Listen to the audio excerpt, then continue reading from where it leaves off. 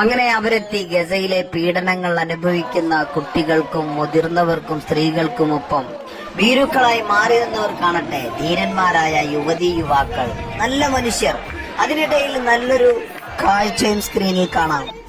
ഗസക്കാർ അവരെ സ്വീകരിക്കുന്നതോടൊപ്പം കടലിലെ ഡോൾഫിനും അവരെ സ്വീകരിക്കുന്നു. ഇത്രയും സന്തോഷത്തോടെ ആഘോഷത്തോടെ അവര് ഗസയിലേക്ക് അടുക്കാൻ കാരണം പുലിക്കുട്ടികളായ നട്ടലുള്ള നേതാക്കളുടെ ഫലമാണ് ഗ്ലോബൽ ഫ്ലോട്ടില എന്ന് പറയുന്ന ഒരു വലിയൊരു ആശയം ഗസയിലേക്ക് എത്താൻ കാരണം.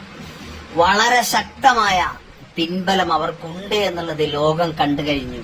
രാജ്യങ്ങളും പിന്നോട്ട് വലിക്കുമ്പോൾ തന്റെ ഇടത്തോടെ തന്റെ രാജ്യത്തെ സംരക്ഷിക്കുന്നത് പോലെ മറ്റു രാജ്യത്ത് അനുഭവിക്കുന്ന അവരുടെ പ്രശ്നങ്ങൾ പരിഹരിക്കുക, അത് ഫേസ് ചെയ്യുക, അത് വിജയിപ്പിക്കുക എന്നുള്ള ദൗത്യം ഏറ്റെടുത്ത മറ്റു നാവികസേന, അത് വലിയൊരു അംഗീകാരം തന്നെ അവർക്ക് കൊടുക്കണം. ലോകം ഉറ്റുനോക്കുന്ന ഇസ്രായേലി ക്രൂരതകൾ കാട്ടിത്തീർത്തവർക്ക് മുന്നിൽ ശക്തമായ നിലപാട് ഉറപ്പിച്ച ഈജിപ്തും ഇറ്റലിയും സ്പെയിൻ പോലത്തെ വലിയ രാജ്യങ്ങൾ കാട്ടിയ ആ ധൈര്യമുണ്ടല്ലോ, അത് വേറെ ലെവലാണ്.